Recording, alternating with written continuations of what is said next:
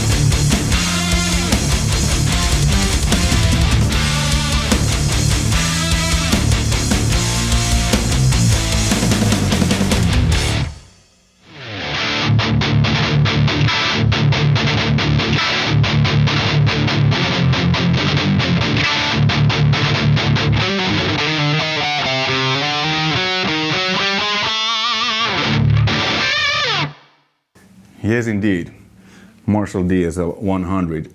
I think this one is one of the cheapest, or maybe the cheapest 100 watt amp that Marshall offers currently. Two channels, ultra gain and classic gain, and both channels have two modes. Classic gain has clean,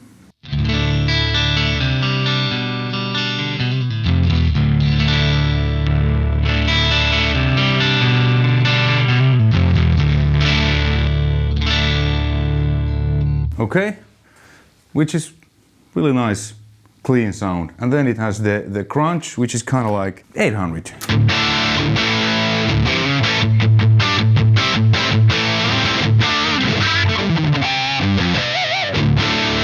Then when you boost it with overdrive, you get the sound that I like.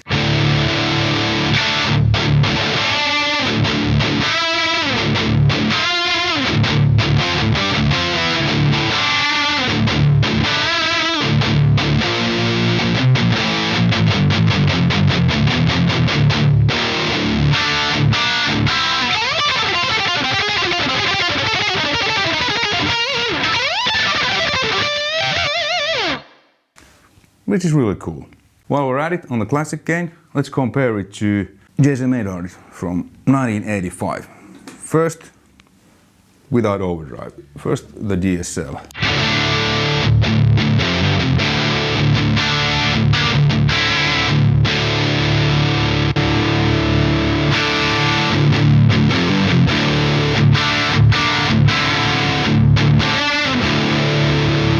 Then with SD, first the DSL.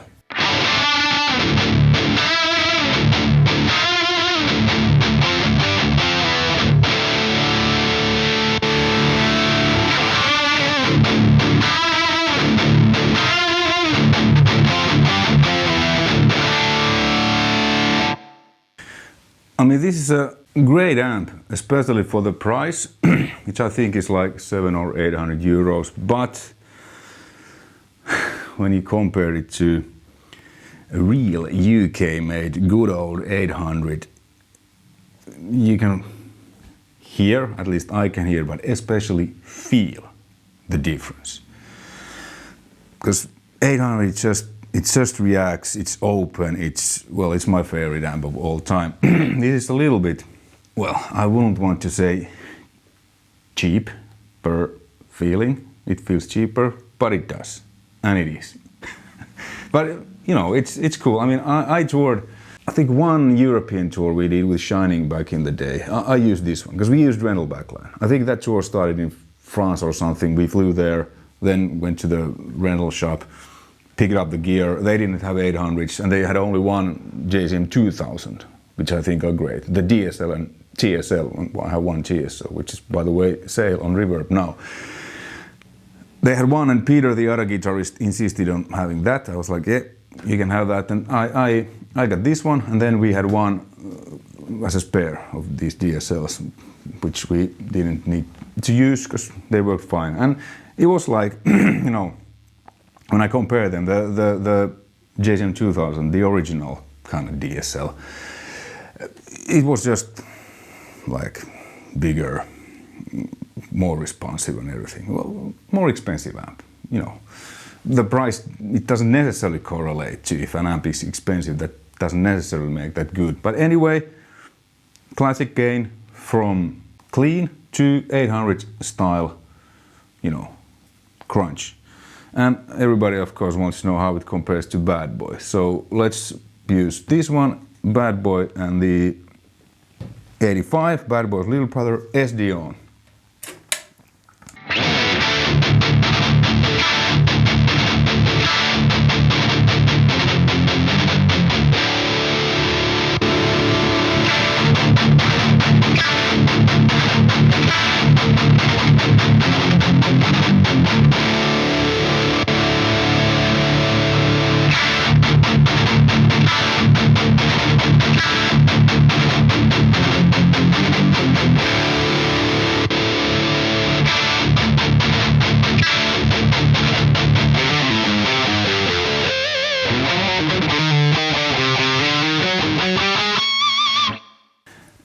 It just is like a little bit like ducked and smaller. It doesn't, I don't feel it that much as I feel these others.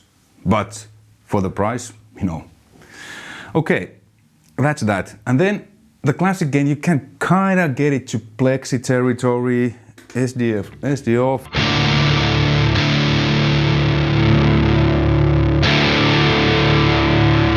By cranking the master.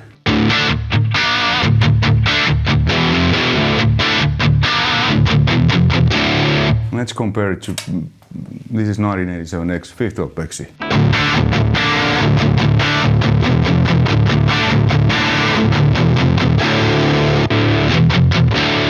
I mean, not really.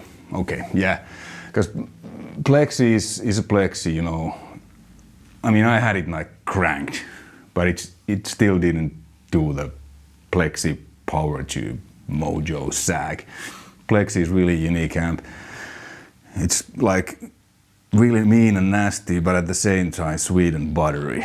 You know, if you want to have a Plexi tone, Plexi vibe, in my experience, Plexi is the only amp that can really do it. 800s, maybe a little bit better than this, but not really. Okay, let's move to the Ultra gain channel. It's actually hit the 5150 on. So there's two modes, OD1, OD2. OD1 is a little bit more gain than on a classic one, a little bit more modern, and OD2 is like insane amounts of gain and low end and everything. So first the OD1 mode, let's see, yeah, OD1, green, no overdrives.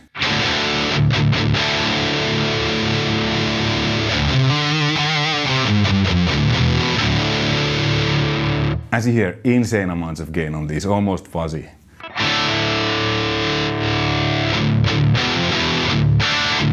And with SD,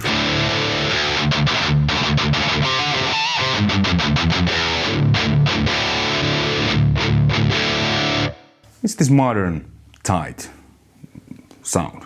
It's really pretty cool. Also, I like the classic gain with the crunch. It's closest to 800. And then the OD2, which is like insane, no overdrive.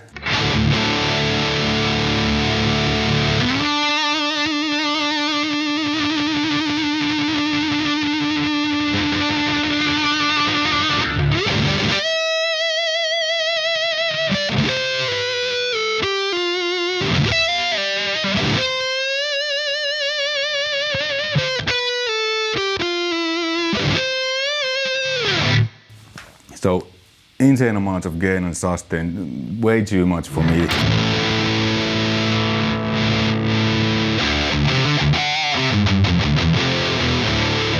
as little as possible. And then SD, so it makes it tighter.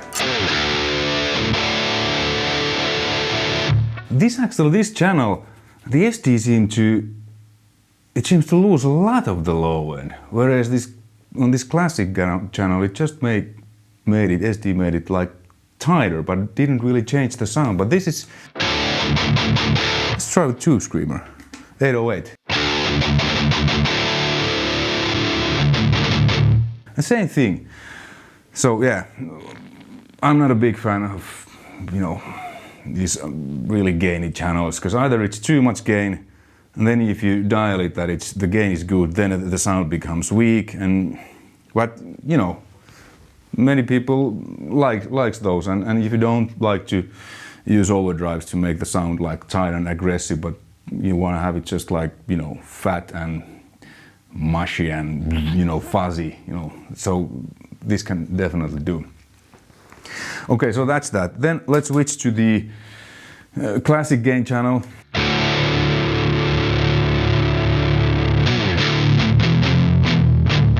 Yeah, this I like. The EQ is basic, bass, middle, treble.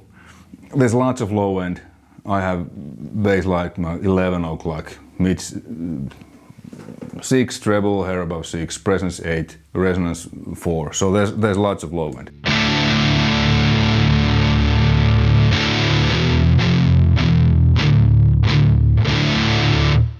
Insane amounts of low end. Actually, let's go back to the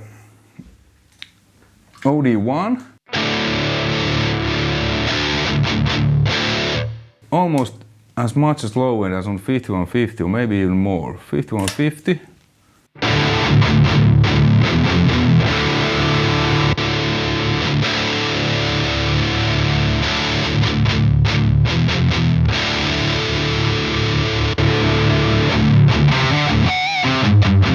So yeah, there's like insane amounts of low end, but I prefer guitar to be like mids, because 800s I pretty much have I think it's around 9, 8 or 9 or something, quite loud.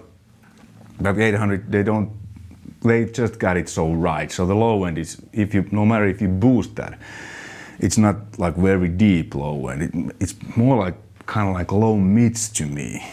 So 800 is pretty much what you do. It will be on the mids, in the mids, which I think guitars should be, because there's a reason why bass exists.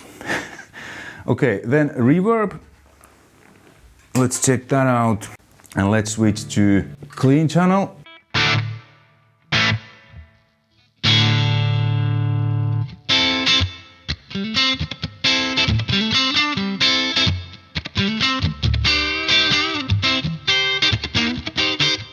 Yeah, so it's a reverb. Cool, and you can dial it on both channels. I don't like reverb generally. I have it always off because there's reverb in the room reverb. 2 masters, which you can't switch between with this. If you can see this switch that comes with it, but this works with the bigger switch, I think, with JVM uses, and it's MIDI compatible. So there's 2 master volumes. You can switch them here, but you need a separate switch to switch them with the Footswitch, which could be handy like in a live situation if you want just one channel to be a bit louder, like for solos. And then there's loop on and off. You can switch it with a Footswitch, the light, and I have actually delay there, so let's switch to overdrive.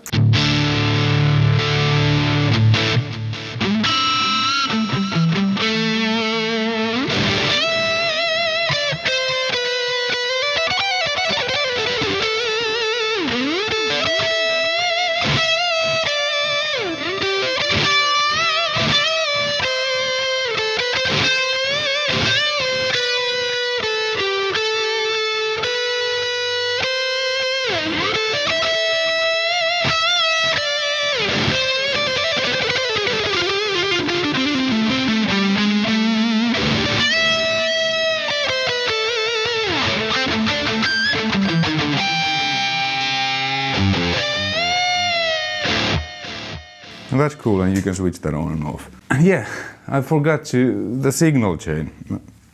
My Tokai Les Paul, which Eric's tutor from Musics just recently switched pickups, because I have EMGs on all my Les Pauls, but I have guitars with passive Duncans. So it's a SH5 Duncan Custom, which is kind of like medium, like heart rate path, and then 59, which is pretty much Duncan's version of classic PAF, like low output pickup. These are my favorite Duncans. For some reason, I don't like high output passives. Probably because EMGs do that a lot better, that high output thing. So high output pickup, EMG 81, 85 or 57, 66. Passives, Duncan Custom 59 or Fat Cat, single coil. And what is cool that I can make these to single coils. So this one is single coil, when you push it, it's humbucker. Single coil, humbucker. Probably so I switched, the modes, so to say. Really cool. Then to my pedal board, where I have a few pedals there. Mainly I've been using SD1. And from the pedal board it goes to the KHE Audio electronics amp switcher and all these amps, which I've been playing now. Then to the Sandrock reactive load there on my studio desk, where I have now Valovirta, my signature IR from Jens Bogren's lead and clean pack. It works and everything. And then it goes to Steinberg audio interface, and I'm recording this to Cubase and monitoring myself via the Genelec speakers. Conclusion. I think it's a really good entry level 100-watt tube amp. It's quite cheap, surprisingly cheap. For the price, I think it's really good. But if you just compare the quality to these UK-made Marshalls, like 800s or TSL or DSL, JCM 2000s, this isn't, you can tell that it's cheaper. But all in all, I think it's a Marshall, You can't go wrong with a Les Paul and a Marshall, super overdrive. And I've used this on at least on one 4 or 5 week European tour a few years ago. So what we have on the back, your usual loudspeaker out, 16.8, 4 ohms, emulated out. It's an impulse response made by Softube. It's pretty cool also, but if you use this, you still have to have load connected, either a cabinet or reactive load, because this doesn't have an internal load inside. Footswitch, effect loops and return, MIDI in, so this works with MIDI too. 4 EL34s and 4 preamp tubes. I think they are 12 AX7s. Thanks for watching. You know the drill. Like button, subscribe and that stuff. Until next time, take care. See ya.